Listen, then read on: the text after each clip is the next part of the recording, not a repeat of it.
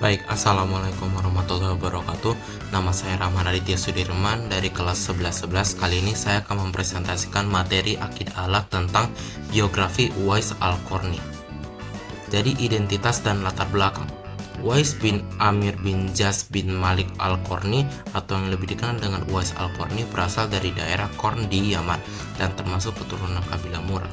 Ia hidup dalam kondisi sederhana. Ayahnya telah meninggal dunia sehingga ia hanya hidup berdua bersama ibunya yang sudah lanjut usia, lumpuh, dan mengalami gangguan penglihatan sejak kecil. Uwais sudah dikenal sangat taat kepada Allah dan berbakti kepada ibunya.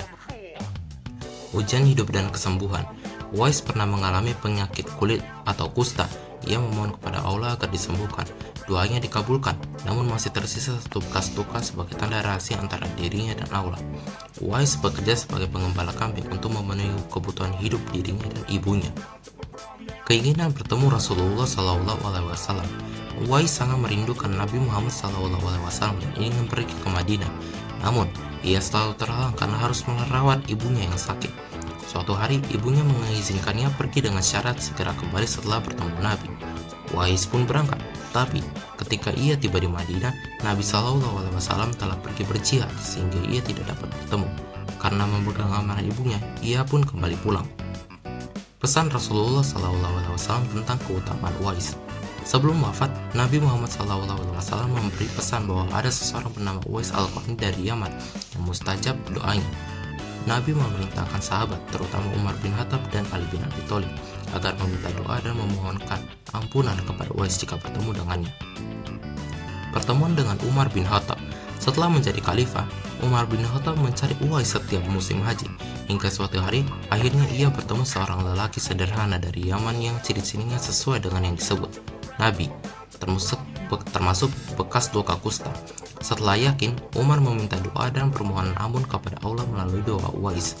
Umar kemudian menawarkan bantuan dan kedudukan mulia di Madinah, tetapi Uwais menolak tawaran bantuan dan kedudukan mulia di Madinah, memilih tetap hidup dalam kesederhanaan, menunjukkan kerendahan hati yang luar biasa. Akhir hayat. Beberapa tahun kemudian, tersebar kabar bahwa Uwais telah meninggal dunia. Banyak orang menghadiri pemakamannya. Setelah kematiannya, semakin banyak orang mengenal namanya dan menghormati ketakwaan, kerendahan hati, serta baktinya kepada ibunya. Di kemudian hari, ia dikenal sebagai salah satu tokoh zuhud dan wali Allah yang doanya mustajab. Jadi, keteladanan yang dapat kita ambil dari biografi Uwais Al-Qarni yaitu teladan besar mengenai ketulusan ibadah dan kerendahan hati. Ia menunjukkan bahwa kemuliaan seseorang tidak dinilai dari kedudukan, harta, atau popularitas, tetapi dari ketakwaan dan keteguhan menjalankan amanah Allah.